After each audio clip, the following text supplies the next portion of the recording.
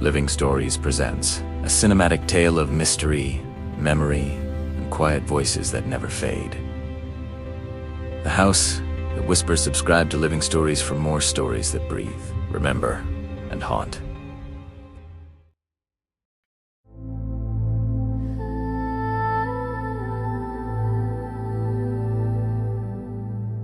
The morning felt strange from the very first moment. One of those rare autumn days when the air seems too transparent, and every sound comes from far away. Anna woke earlier than usual. She had dreamed something she couldn't fully remember. A voice, maybe calling her name softly from behind a wall of mist. She rose, opened the window, and the cold wind filled the room, carrying the scent of wet leaves. The sky was a pale, sunless white, and everything outside looked drained of color. Anna lived alone in a small apartment in Kassel. She was 28, a furniture restorer. She brought life back to old wooden frames, paintings, and forgotten heirlooms. Her life was quiet, methodical: work, coffee, books, silence. Her mother had died 2 years ago. Her father had never been mentioned. So when the knock on the door came that morning, she wasn't expecting anyone. The postman handed her a thick, yellowed envelope sealed with red wax. On the back, an old insignia, 2 intertwined branches of oak and the initials WH.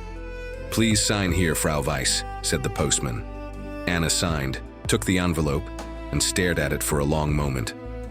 The paper smelled faintly of smoke and old libraries, something ancient, almost sacred.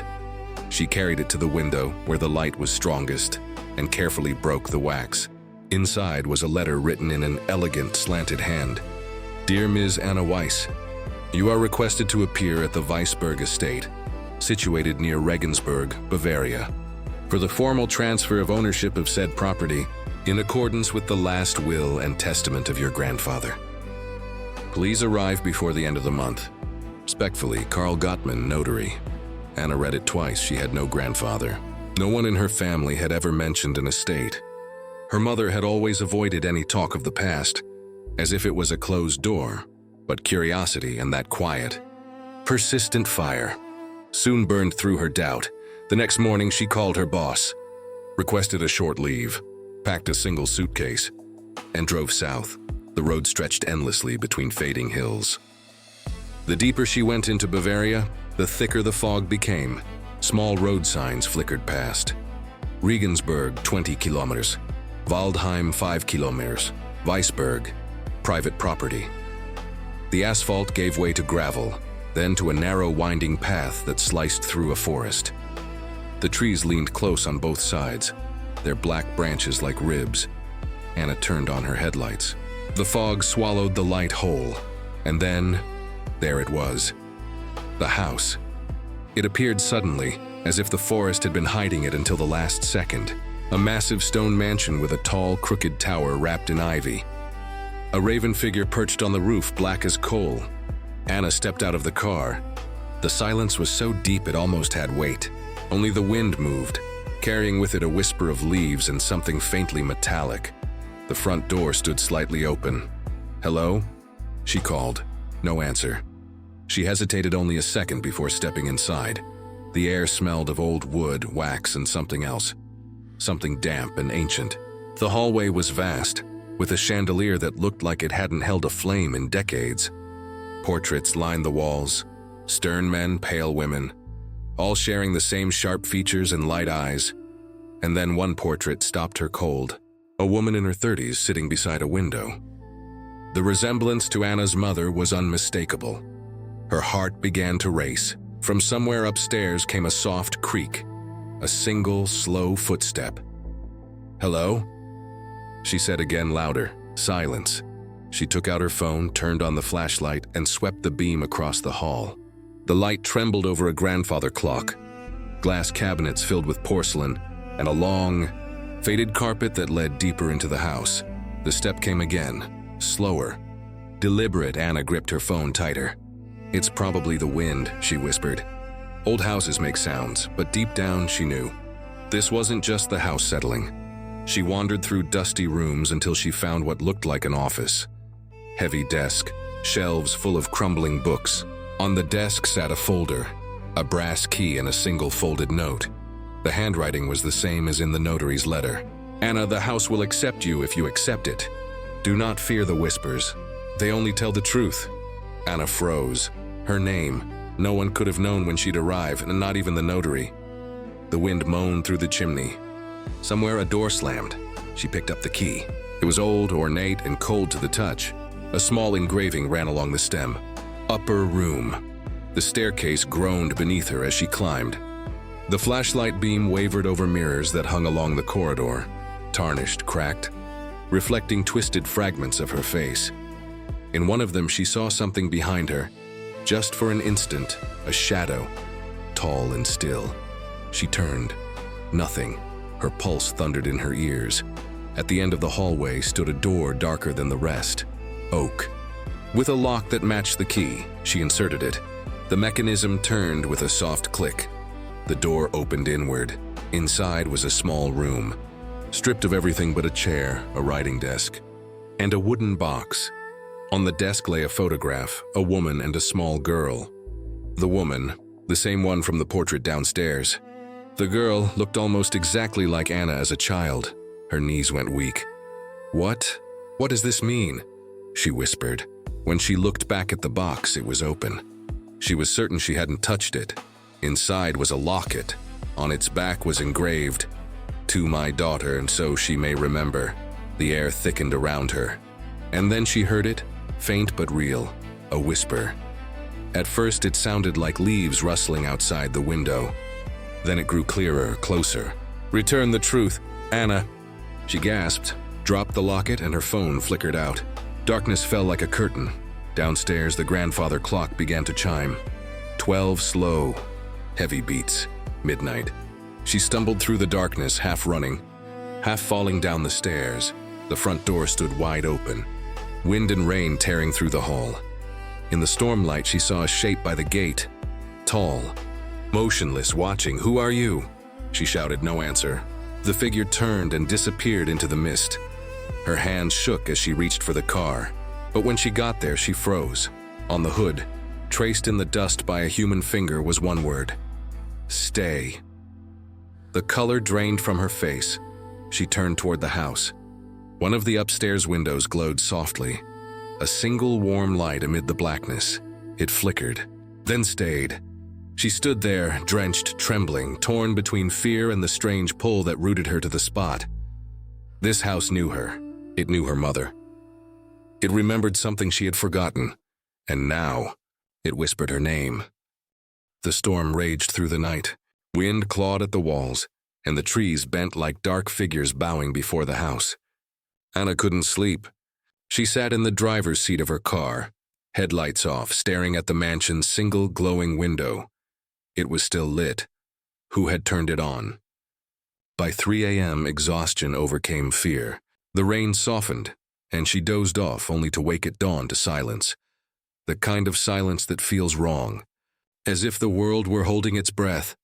The light in the window was gone. She stepped out, stiff and cold, her shoes sinking slightly into the wet ground. Mist drifted across the garden, curling around statues she hadn't noticed the night before. Stone angels with broken wings, and one without a face at all. The front door was still ajar. She hesitated, then whispered, "I'm not afraid." It wasn't true, but it made her feel braver. Inside, the air had changed. The scent of decay was stronger. But the house no longer felt empty. Somewhere, faintly, a radio hummed, a static-filled melody as if from another time. Following the sound, Anna found herself back in the hall with the portraits. Now, dust covered the floor, but 2 sets of footprints marked the surface, hers, and another's. Someone else had walked here barefoot. Her pulse quickened. The music stopped. She climbed the stairs again, each step echoing. When she reached the corridor, the door to the upstairs room stood slightly open, though she remembered closing it the night before. Inside, morning light spilled through cracked curtains. The locket she'd dropped still lay on the floor, open, and beside it, a page torn from an old diary. She picked it up carefully. The ink was faded, the handwriting elegant, deliberate. October 19th, 1971. The voices are louder at night. They call her name Anna. I tried to tell Father, but he forbids me to speak of it. He says the walls only echo grief. Anna read the date again. 1971. Her mother was born that year. Her breath caught. Could the diary belong to the woman from the photograph, her grandmother? She searched the drawers, the corners, the shelves. Nothing else. Only the faint smell of lavender and something metallic. Blood, maybe, or rust. Suddenly, footsteps echoed downstairs.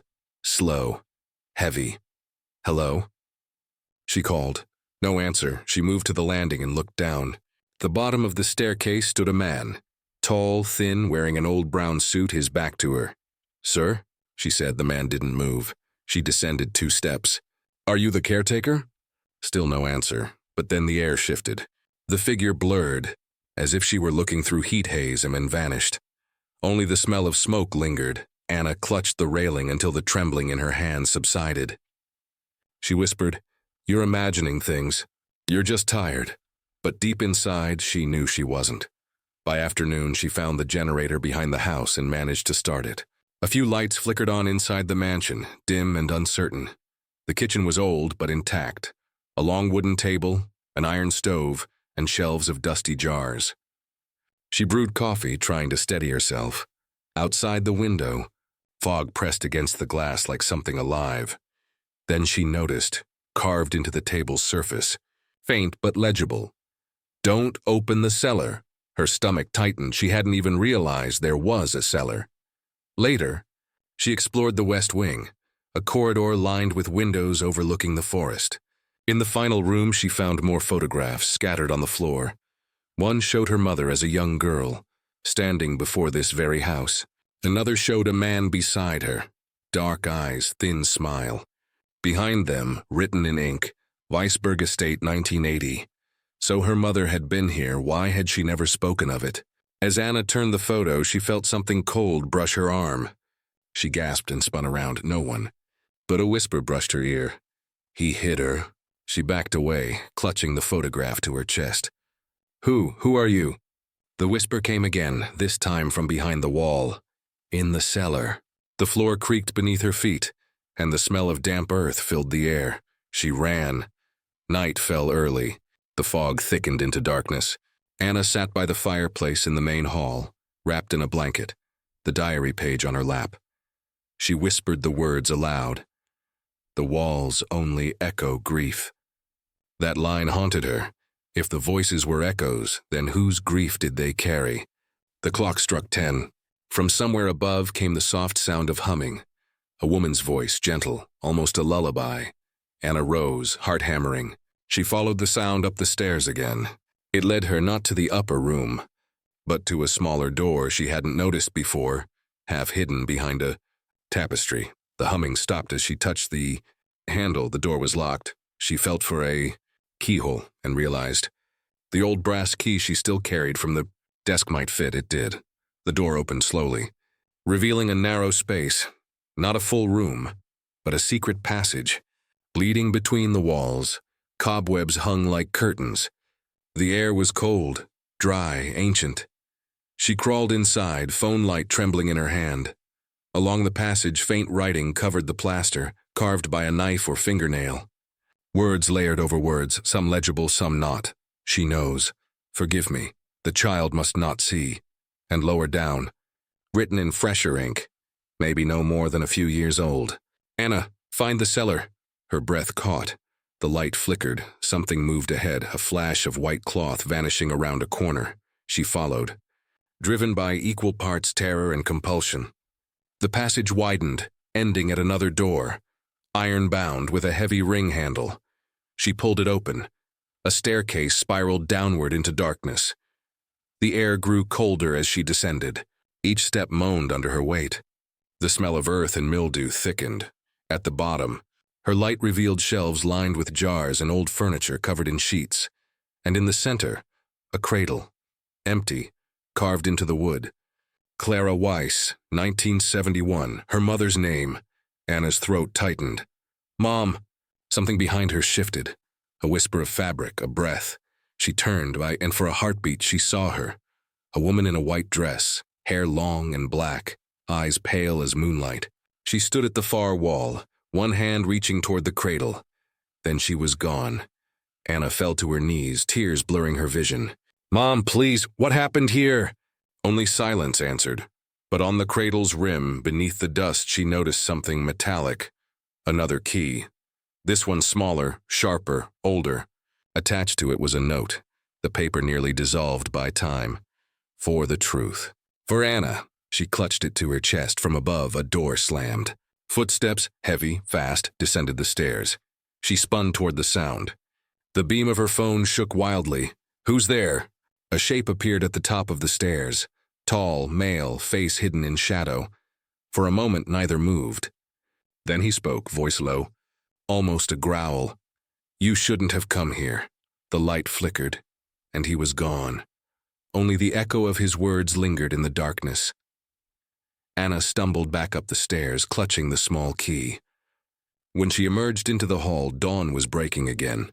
The house stood silent as if nothing had happened, but the whispering had changed. It wasn't just her name anymore. Now, from the walls, from the floorboards, from the very air, came a single phrase, over and over. "The room beneath the stairs." Anna pressed her hands over her ears, but it didn't help. The voice was inside her now. She looked at the key. Its shape was unlike the others. Twisted, blackened, burned. Whatever it opened, it was never meant to be found.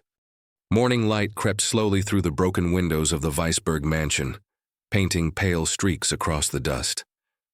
Anna hadn't slept. Her mind reeled from everything she'd seen. The apparition, the cradle, the voice.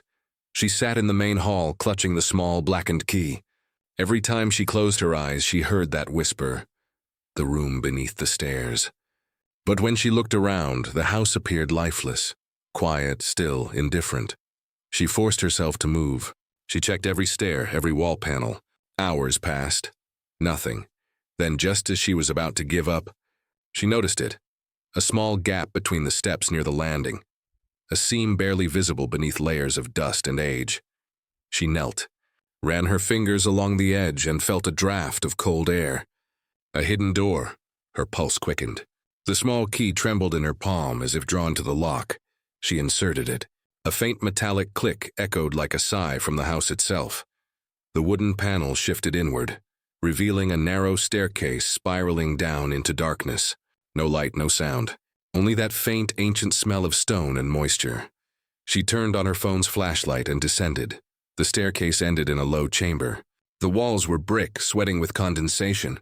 Wooden beams crossed the ceiling like bones. At first it seemed empty, just broken furniture, boxes, and dust. But then the beam of her light caught something carved into the wall. October 19th, 1971. The same date as the diary entry. Beneath it, names, scratched violently into the stone. Clara Weiss. Anna, her breath caught. Someone had written her name here. Decades before she was born. The air thickened, pressing against her chest. The light flickered. From the far corner came a soft, rhythmic sound. Dripping water, maybe. She turned the beam toward it. A door, iron, rusted, sealed with chains. On it hung a wooden sign, words faded but still legible. "Do not open, by order of W.H., the initials from the letter." Whoever W.H. was, he had tried to lock something away. Anna hesitated. The memory of the cellar's warning, "Don't open the cellar," burned in her mind. But the whispers around her grew louder, desperate now, overlapping like voices underwater. "Truth. Set us free. Anna." Her hand shook as she lifted the key. It fit perfectly. When she turned it, the chain fell loose. The door creaked open, breathing out a gust of cold, stale air that smelled of ashes and old rain. She stepped inside. The room beyond was larger than she expected. A vault. Circular, its walls lined with old candle holders. In the center stood a table. On it, an old phonograph and a reel of magnetic tape. A trembling hand reached for the switch. The machine crackled to life. And then, a man's voice, deep, weary, recorded through static.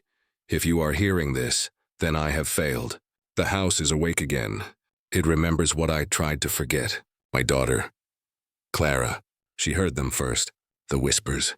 The house called to her through the walls. She said they spoke in my wife's voice, though my wife was already dead. I thought it madness. I locked her away for her own safety. But the walls, they don't forgive. Anna froze. The voice hesitated, then continued, heavier, breaking apart. She gave birth in this house. A child, I don't know how or to whom. They said it wasn't possible. But she said the house chose the child, a vessel for what remained. I buried them here. I buried the truth. The recording ended with a final whisper, almost too soft to hear. Forgive me, Anna. The tape spun into silence. Anna stumbled back. No, he had said Anna. But if the recording was from decades ago, how could he know her name? The air grew colder. The candle holders rattled. The whispers began again, louder, furious now. You were born here. You are the child. He hid you from her. Anna pressed her hands to her head. Stop, stop! But the room seemed to tremble. The walls wept moisture, and from beneath the floorboards came a deep, muffled sound, a heartbeat. She turned to run. The door slammed shut behind her. The lights on her phone died. Darkness swallowed everything. She could still hear the heartbeat. Louder now, rhythmic, human. Then the faint glow.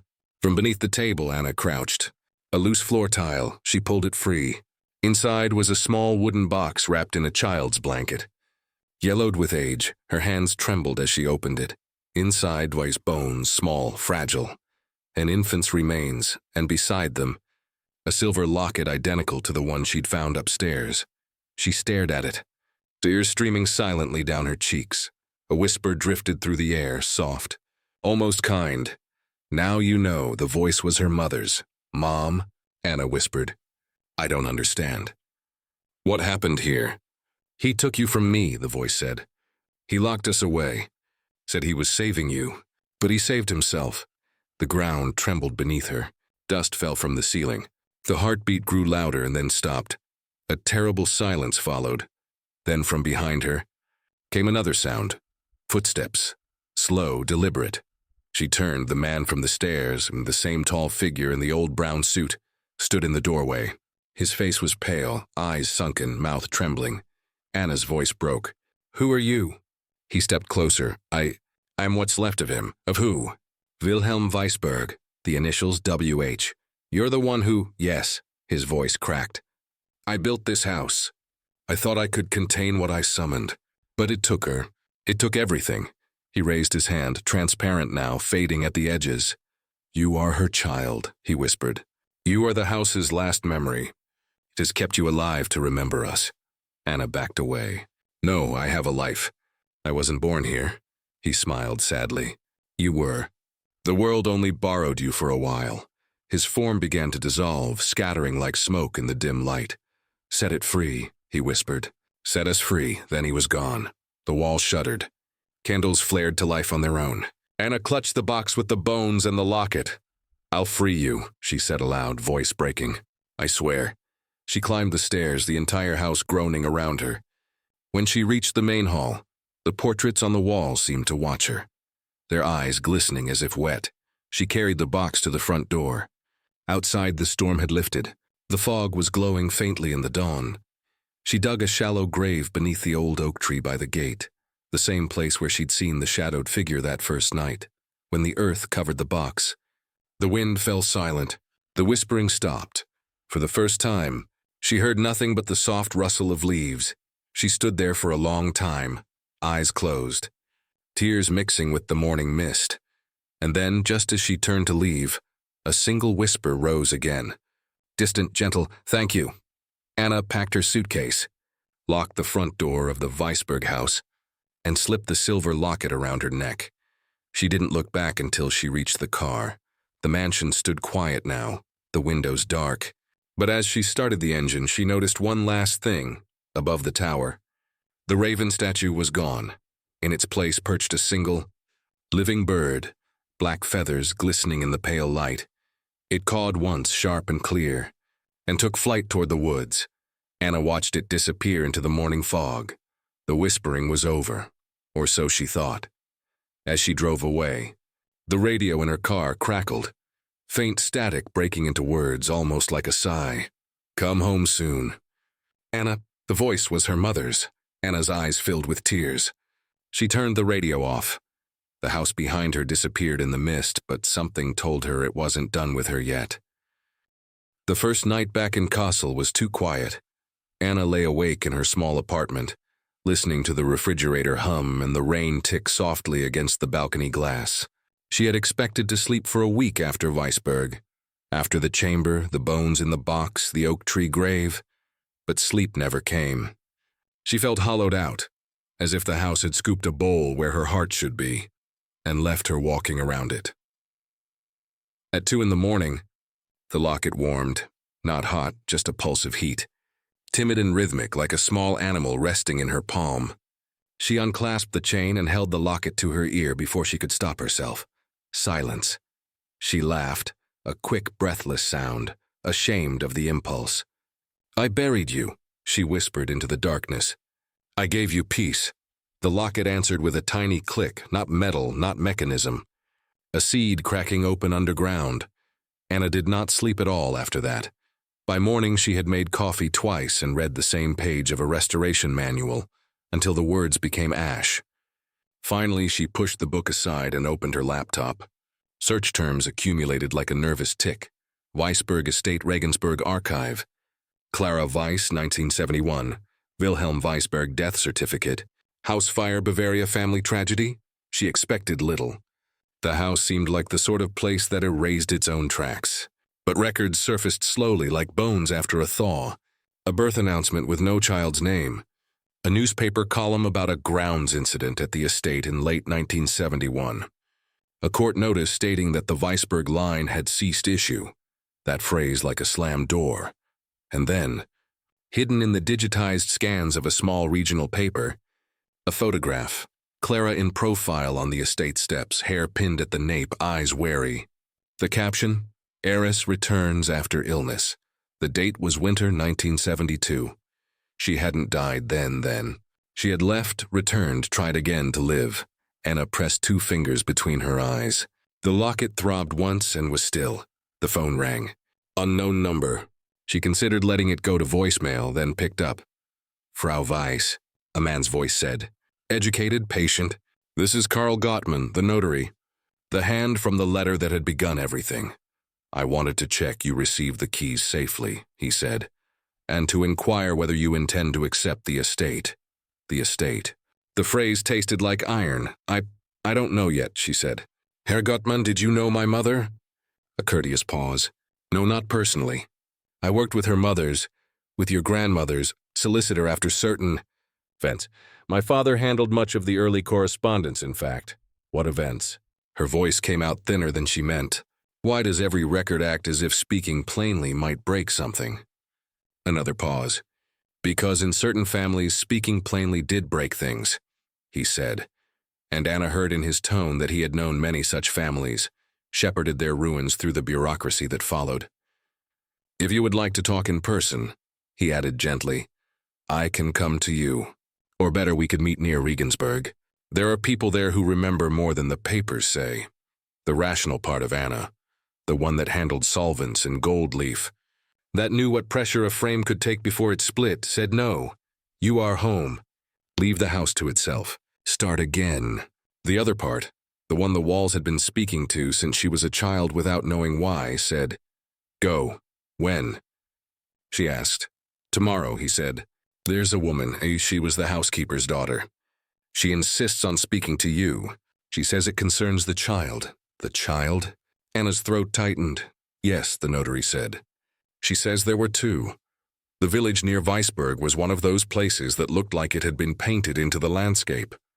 Low houses, shutters like eyelids, a lime tree beside the church whose bark was marked with lovers' initials no one could read anymore. A thin November sun hung like milk behind cloud. The woman was sitting at the back table of the bakery, hands folded on a napkin. She stood when they entered. 70 perhaps. The skin at her temples had a parchment fragility, but her eyes were quick and clear. "I am Lisa," she said. "My mother scrubbed the floors at Weissberg until the water ran black. Sit." They did. The notary bought coffees. Lisa did not touch hers.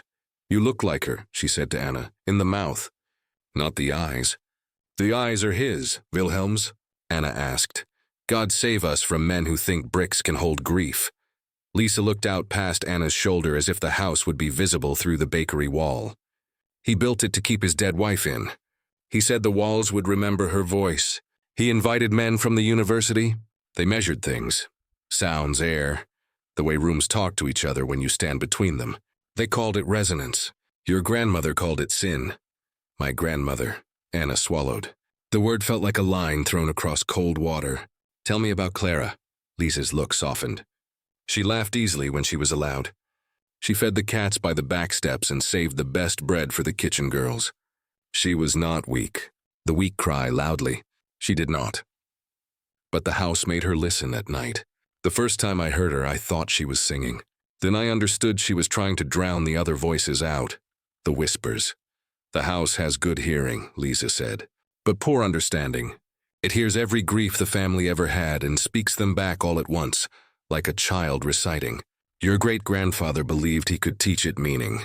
People like that do not notice whom they trample while learning. The notary cleared his throat, a paper-thin sound. Lisa wanted to speak to you about the children, he said. 2, Lisa said. Twins. Your grandmother carried them through a summer that never cooled. We hid it as best we could. From the papers, from the cousins, from the man with the tape machine. Wilhelm knew, but to know is not always to protect. He told us the house would keep the babies safe. He told us that over and over, like a prayer. Anna felt the locket lift once against her skin, as if a small hand had pressed outward. One was born dead, Lisa said. A little boy. We washed him and wrapped him and put rosemary by his head. We told Clara he was sleeping because the truth is not a thing you can give a mother in one piece. The other, a girl, came quiet and then screamed like something being pulled up from a well. We all cried then. Even Wilhelm. He said the house had given him back his wife. Anna saw the cradle, the carved name, the small bones. We buried the boy at night, Lisa said. Not in the cemetery. Clara said the house would not let him go if it learned his name. We took him to the oak. The earth there was soft and easy. We went back inside with mud on our shoes and the house knew anyway. And the girl? Anna asked, although she knew the answer was inside her body already, written on the underside of her skin. We gave her a name that wasn't hers, Lisa said. We said she belonged to a cousin who had too much milk and an empty cradle. We took her out the kitchen gate at dawn, when the mist was like netting and even the house could not see through it. We carried her to a woman who owed us a kindness.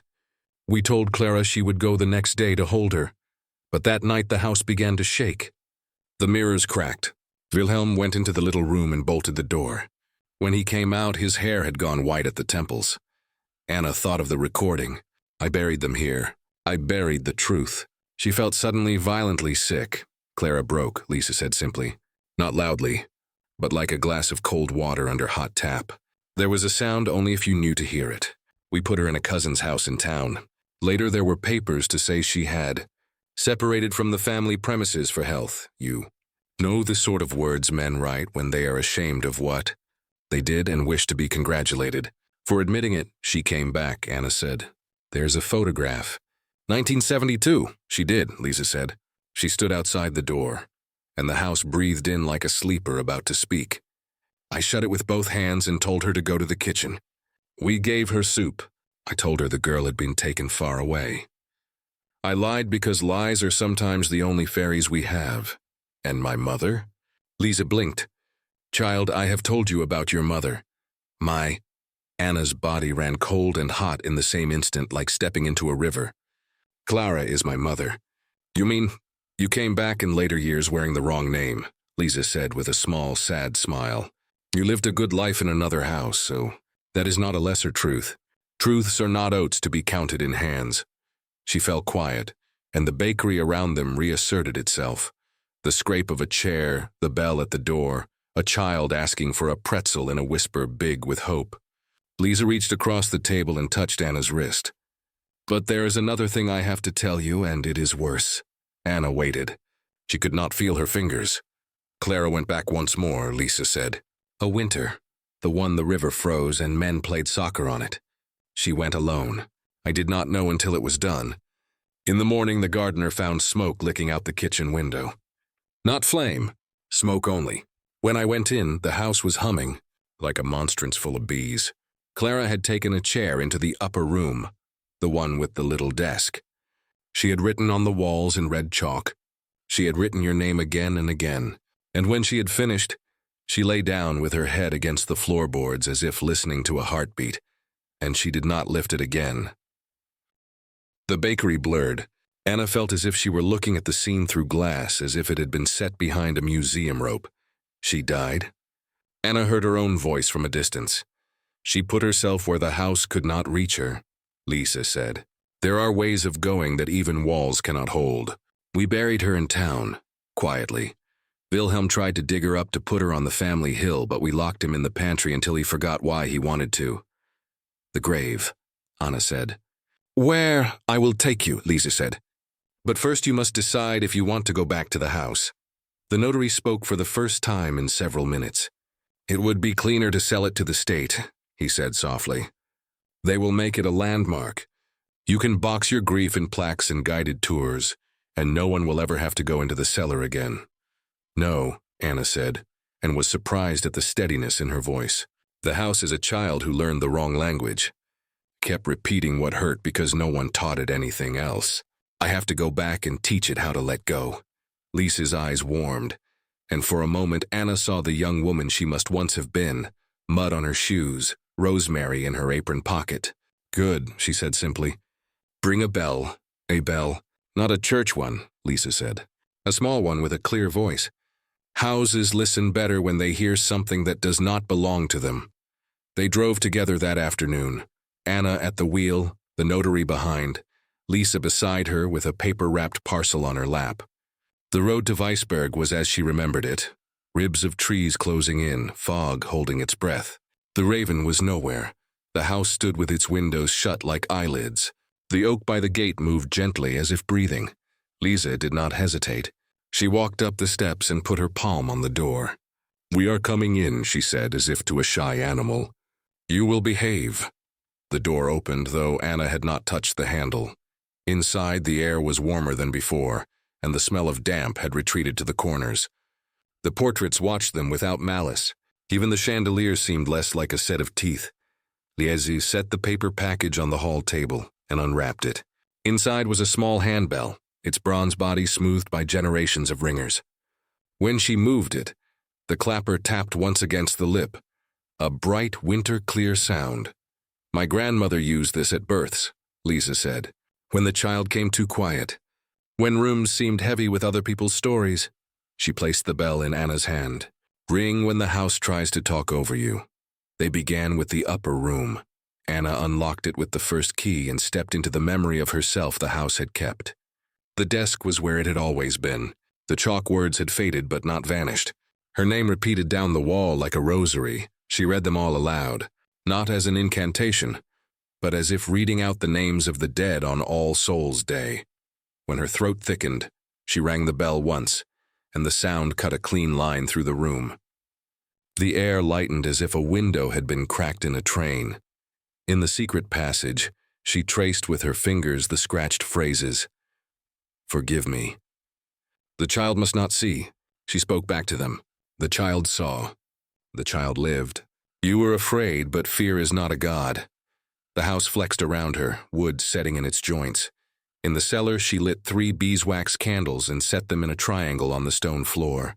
Lisa sprinkled salt in a slow, careful circle.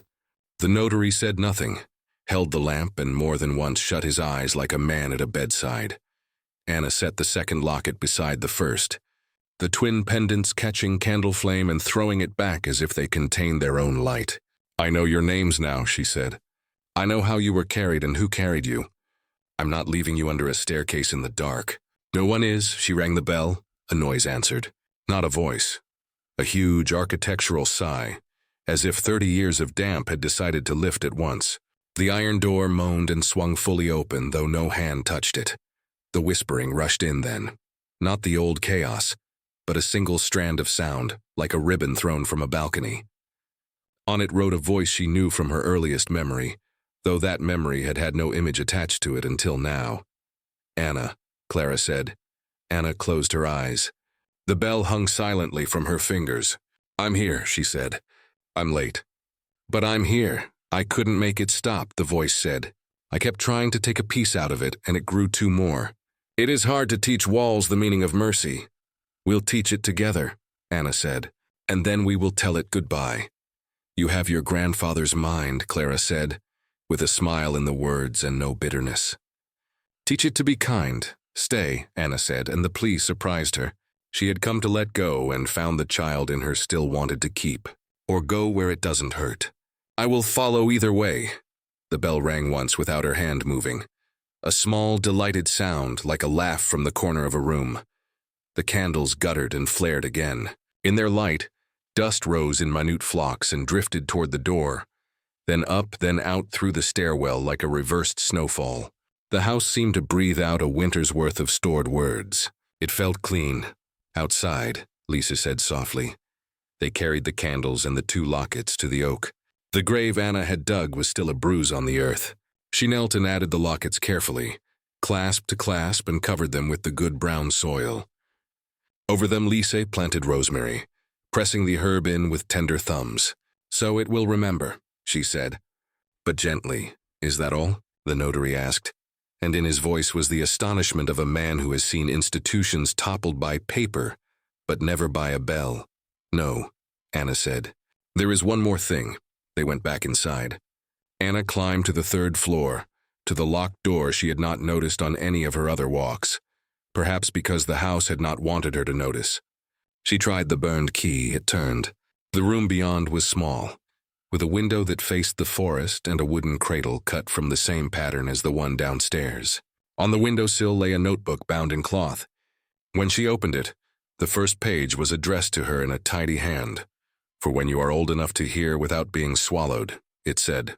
For when the house has learned to whisper instead of wail. The pages were letters. Some were short, a single memory of a day. Some long, a whole season folded into paragraphs.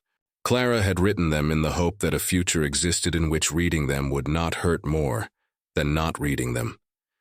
She had written about apples that tasted of iron and roses that grew where they shouldn't, and the night she felt her daughter kick against her hand and said aloud, "Hello, little story," because she hadn't yet dared a name. Anna sat on the floor with her back against the bed and read until the light failed. Lisa sat in the corridor and hummed the kind of tune with which women make work go easier. The notary went out to phone his office and, when he came back, looked at Anna through a doorway with a tenderness that made her want to cry, and also not cry. When she finished, she closed the notebook and held it to her chest. "I will keep the house," she said without looking at anyone. "But I won't keep it as a reliquary. I will open the shutters. I will fix the roof. I will strip the paint without stripping the ghosts. I will let people in, not tour groups. People who need a place where their grief can be heard without being repeated back wrong. The state will not understand that," the notary said. "I will teach them," Anna said, "with invoices and schedules and tea. And if they won't be taught, then I will do it without them. The house will like that," Lisa said. "It has been alone too long." They slept that night in 3 different rooms, doors open, a line of sight from bed to bed like string. The house breathed evenly. Sometime before dawn, the bell in Anna's pocket rang once, so soft she dreamed it was a bird tapping at the glass. Winter came down in earnest. Anna moved between Castle and Weissberg, as if traveling between lungs. She worked on commissions in the city and learned the house's timbers by heart. She hired roofers who did not scoff at rosemary. She met with a woman from the university who studied acoustic memory in historical spaces, and who listened to the walls and said, with glee and gravity, "This place hears at 63 hertz like a cello." Anna told her the house was learning words again. The woman nodded and wrote that down too. On the first Advent, Anna polished the little bell and hung it by the front door, within reach of any hand. People began to come, not because of a sign, there wasn't one, but because grief hunts for itself the way water finds a slope. A man who had not spoken since his brother's accident stood in the hall for an hour, and then began to list every breakfast they had ever eaten together. He left his list in the guest book. 2 sisters who had not spoken to each other for 5 years cried in the West Wing and came out with red noses and a plan for New Year. A woman took one look at the portraits and said, I forgive you." And the chandelier made a noise like metal remembering sun. The house did not whisper much, but when it did, it sounded less like a chorus and more like a single breath. On Christmas Eve, Anna made tea for herself and for the air. She read aloud from the notebook. At midnight, she stepped outside with a candle. The oak kept its dark counsel. Somewhere nearby, a raven moved in the branches and settled again. When she went back in, a draft touched the back of her neck. Not cold, merely curious. On the stair, she paused and looked up. In the mirror at the landing, for a heartbeat, another woman stood beside her, hair pinned at the nape, mouth like Anna's, eyes full of a complicated kindness. "Hello, little story," the woman said and smiled and was gone. Spring scaffolding, paint that did not suffocate wood, windows taught again how to open. The rosemary grew elegantly at the foot of the oak. Lisa brought cuttings and fairy stories and a lemon cake that tasted like a good decision. The notary delivered papers. Anna signed them and did not look at her hand while it moved. The university woman came back with a small choir and asked permission to sing in the hall. They sang low, and the building hummed, and the air held the sound without breaking it.